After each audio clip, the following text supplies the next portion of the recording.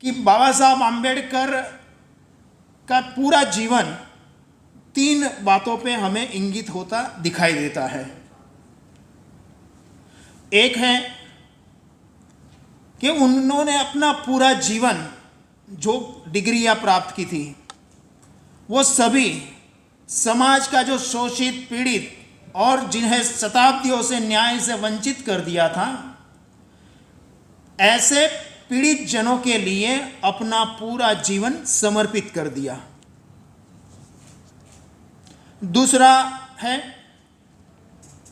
लोकतंत्र की आत्मा जीवंत रहे, इसके लिए उनका पूरा जीवन हमें दिखाई देता है। और तीसरा सबसे महत्वपूर्ण है, चाहे उनका जीवन हो, लोकतंत्र की बात हो या छुआछूत के खिलाफ उनका संघर्ष हो, सभी में हम देखेंगे तो दिखाई देता है नेशन फर्स्ट, राष्ट्रहित सर्वोपरि। और इसीलिए बाबा साहब आम्बेडकर, जब मैं कहता हूं कि राष्ट्रहित सर्वोपरि उनका जीवन मंत्र था, आप देखेंगे कि जब उन्होंने महाड़ की धरती पर चौदार तालाब को लेकर जब आंदोलन शुरू किया, संघर्ष शुरू किया, तब महाड़ की धरती पर बाबा साहब आम्बेडकर का जो प्रवचन हुआ है उसमें बाबा साहब आम्बेडकर कहते हैं कि ये जो छुआछूत की जो मानसिक बीमारी है, छुआछूत का जो सामाजिक रोग है, उसके कारण अछूत समाज को तो नुकसान हुआ ही, साथ साथ सवर्ण समाज को भी नुकसान हुआ। और ये दोनों के अलावा सबसे अधिक नुकसान इस राष्ट्र को हुआ। तो जब बाबा साहब आम्बेडकर बॉम्बे असेंबली के अंदर, जब कर्नाटक प्रांत का विभाजन होने वाला था, जो डॉक्टर साहब ने उल्लेख किया, तब बॉम्बे असेंबली में उन्होंने कहा, उस समय के कुछ सदस्य थे, जब बोलने के लिए खड़े हुए तो किसी ने कहा कि मैं पहले भारतीय हूं, बाद में हिंदू हूं। कुछ बोला कि पहले मैं मुसलमान हूं, बाद में मैं भारतीय हूं।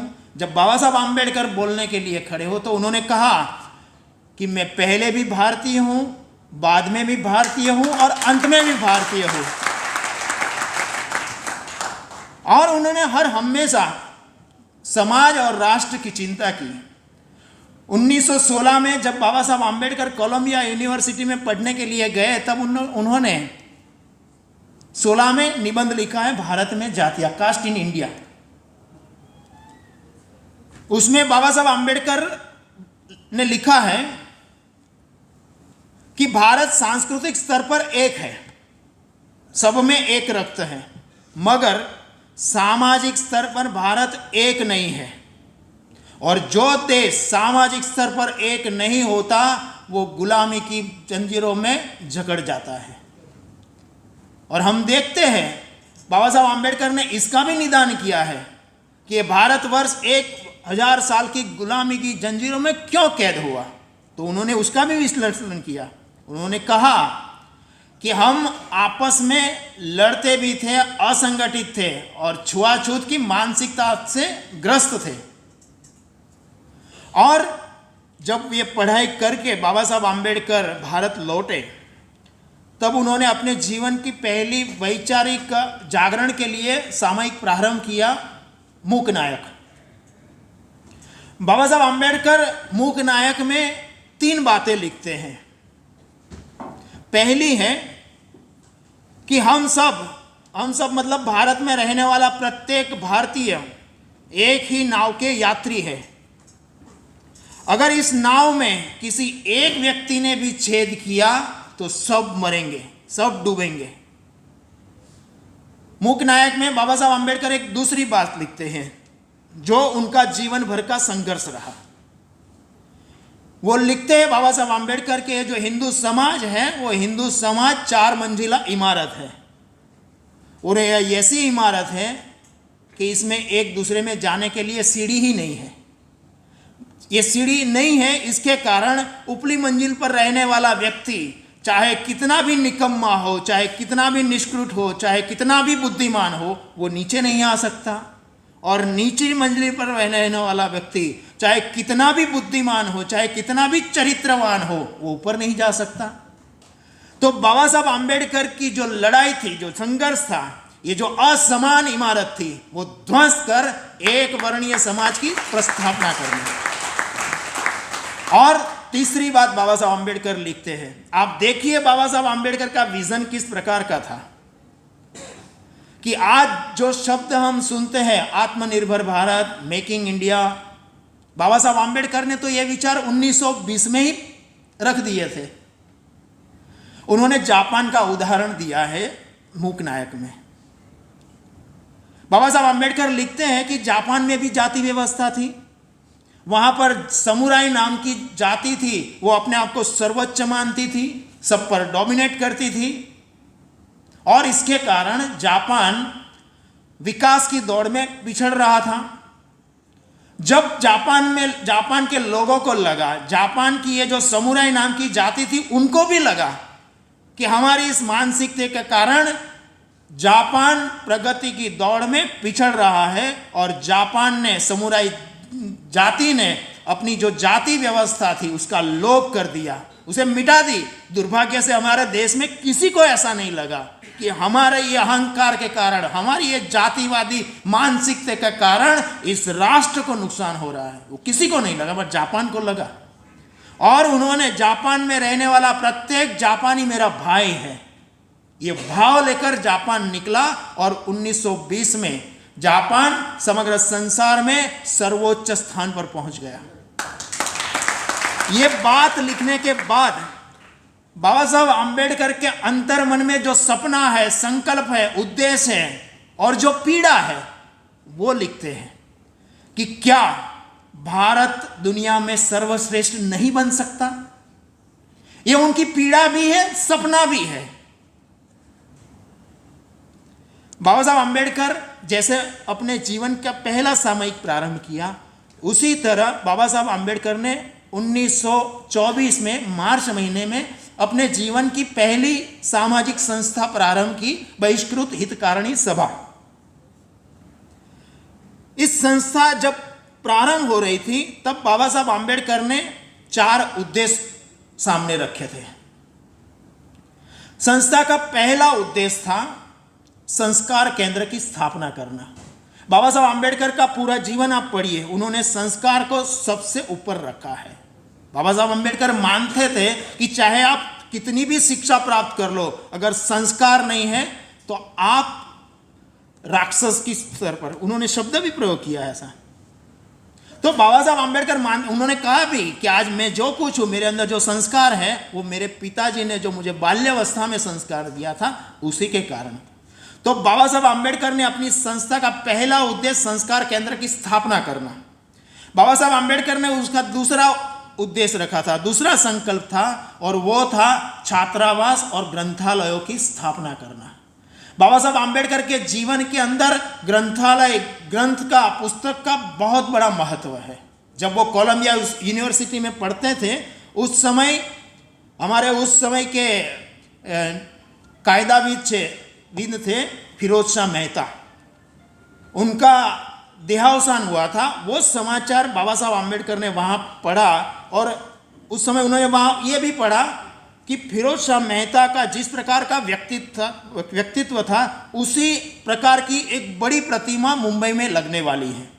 बाबा साहब आम्बेडकर ने उस समय कोलंबिया से बॉम्बे क्रॉनिकल नाम का एक दैनिक था, उसमें लेटर्स टू द एडिटर लिखा, और उसमें बाबा साहब आम्बेडकर ने लिखा कि फिरोज शाह मेहता की जिस प्रकार की प्रतिभा थी, उस प्रकार की प्रतिभा नहीं लगनी चाहिए, मगर उस प्रतिभा के प्रकार का ग्रंथालय बनना चाहिए।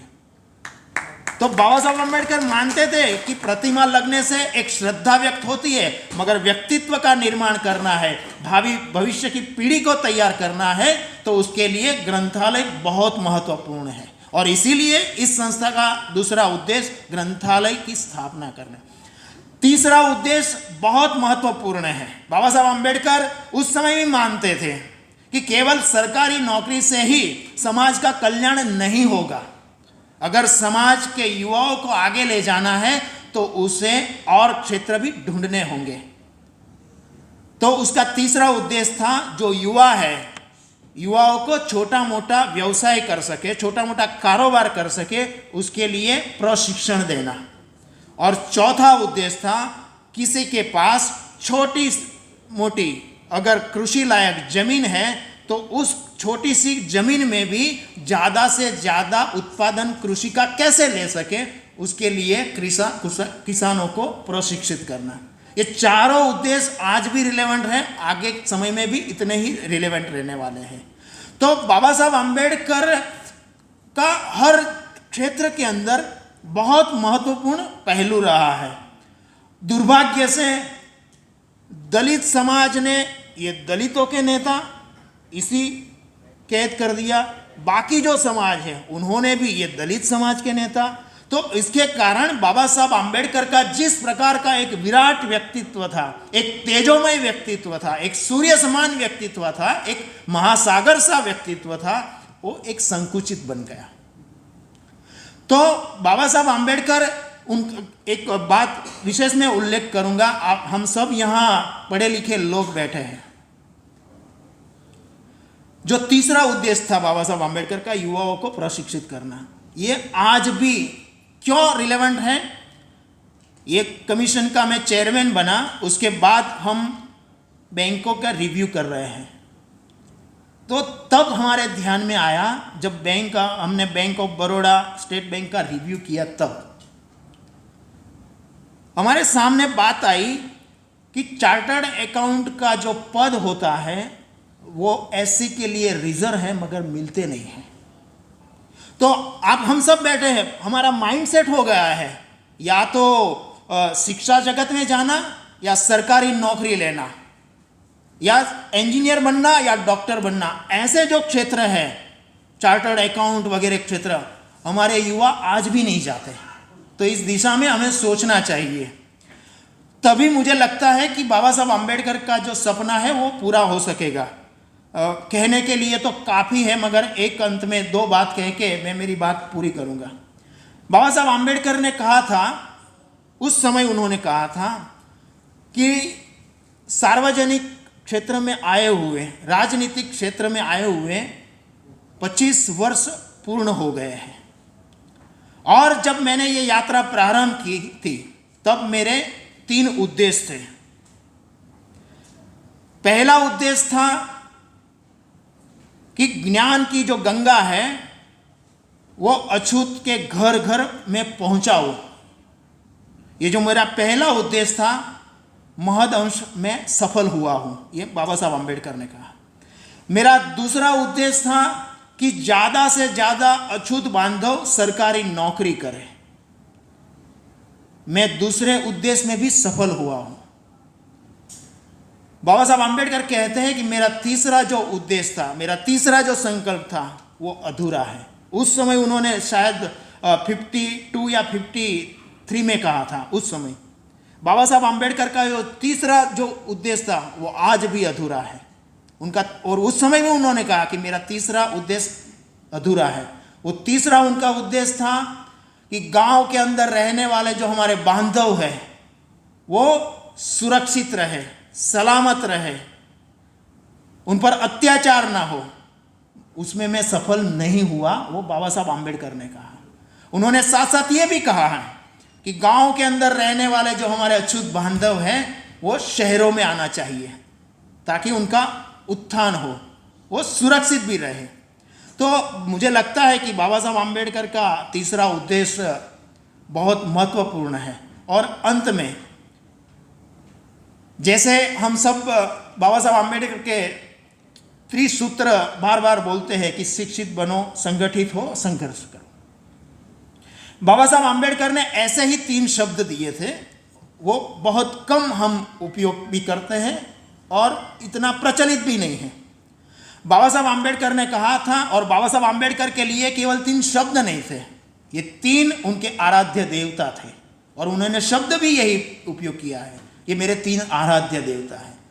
उनका पहला शब्द है, उनका पहला आराध्य देवता है विद्या।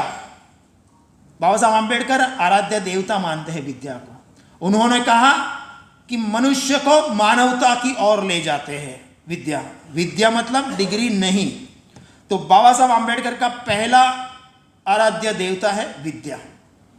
उनका दूसरा शब्द है, उनका दूसरा आराध्य देवता है आत्मसम्मान।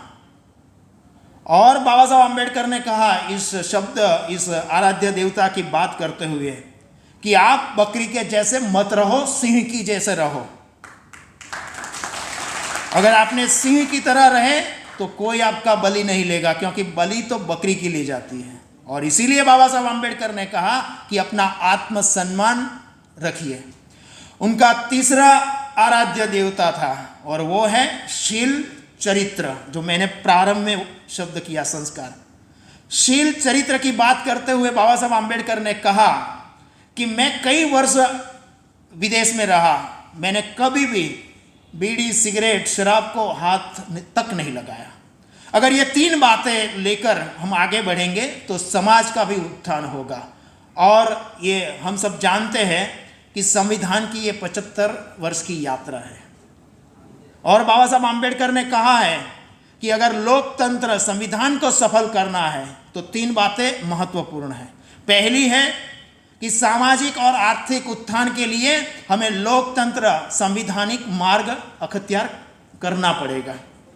उन्होंने दूसरा कहा कि हमें रक्त रंजित मार्ग त्यागने होंगे।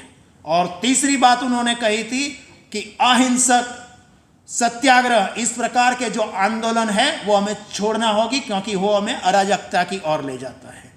तो बाबा साहब आम्बेडकर ने जो भी बातें कही है वो आज भी रिलेवेंट है, भविष्य में भी रिलेवेंट करने वाली है। और बाबा साहब आम्बेडकर के जो विचार है वो इस राष्ट्र के लिए पोषक है, इस समाज के लिए पोषक है, और साथ साथ इस राष्ट्र के लिए एवं लोकतंत्र के लिए पोषक है। मैं मेरी बात को समाप्त करता हूं। और आज एसोसिएशन ने मुझे यहाँ बुलाकर मेरा सम्मान किया, मैं धन्यवाद प्रस्तुत करता हूं।